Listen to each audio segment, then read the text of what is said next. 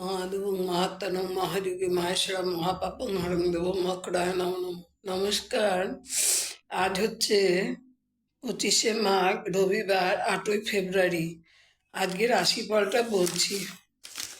মেষ, আত্মীয় বৃত্তে লাগাতার অপ্রিয় সত্য কথা বলে শত্রু বৃদ্ধির ঝুঁকি না নেওয়াই ভালো।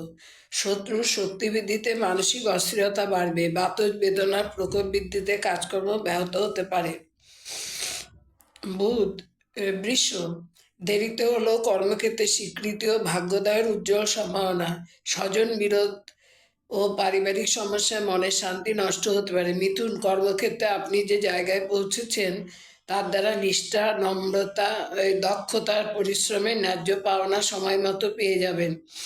আর্থিক সচ্ছলতার জন্য আত্মীয়দের প্রতি হিংসায় পড়বেন। কর্কট, আইন আদালতের বাইরে আলাপ আলোচনার মাধ্যমে সম্পত্তি সংক্রান্ত সমস্যায় সুষ্ঠু সমাধানের আশা। পথে ঘাটে বিভিন্ন বিপদের মুখে পড়তে হতে পারে। জ্যোতিষ ও হস্তবিদ্যায় চর্চায় অনুরাগ। সিংহ, অদক্ষ কোনো কর্তা ব্যক্তির উস্কানিতে সহকর্মীদের বিরোধিতা ভাগ্যোদয়ের পথে বাধা হয়ে দাঁড়াতে পারে।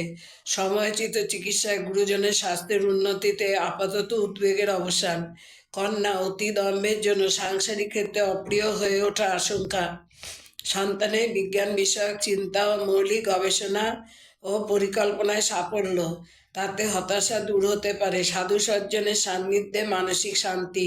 তুলা, বৃত্তিগত প্রশিক্ষণে সাফল্যের সুবাদে নামী সংস্থায় কাজের সুযোগ আসতে পারে। প্রভাবশালী ব্যক্তির সাহচর্যে পারিবারিক সমস্যার সমাধান হতে পারে। প্রিয়জনের বিয়ের প্রাথমিক কথাবার্তা শুরু করা যেতে পারে। বৃশ্চিক, সম্পত্তি সংস্কার ও নতুন নির্মাণ নিয়ে স্বজন বিরোধ আদালত পর্যন্ত গড়াতে পারে। ভিন রাজ্যে বিকল্প কাজের সুযোগের সদ্ব্যবহার করতে না পারলে নিজেরই ক্ষতি। ধনু, পৈতৃক ব্যবসায় বাড়তি মূলধন বিনিয়োগে সাফল্যের উজ্জ্বল সম্ভাবনা। কোনো ব্যাপারে বন্ধুরা আপনাকে এগিয়ে দিয়ে পিছিয়ে যেতে পারে। মকর, মকর হচ্ছে বুদ্ধি ও মনের শক্তিতে বাধা কাটিয়ে কর্মে উন্নতি। দুঃসাহসিক কাজ থেকে বিরত থাকাই ভালো, নচেত বিপদ দেখা দিতে পারে। প্রতিকূল পরিস্থিতিতে আপনার প্রতিভার বহিঃপ্রকাশ নাও ঘটতে পারে। কুম্ভ, নতুন কাজে ভাগ্যোদয়ের সূচনা। আর্থিক সমস্যার কিছুটা সুরাহা হতে পারে। নতুন সম্পত্তি কেনার ব্যাপারে সতর্ক থাকুন, নচেত প্রতারকের পাল্লায় পড়তে পারেন। মীন, আত্মবিশ্বাস গৃহকর্মের সম্মান বজায় রাখবে। কাজের গতি মন্থর থাকায় মানসিক অস্থিরতা বাড়তে পারে। এই পর্যন্ত বললাম।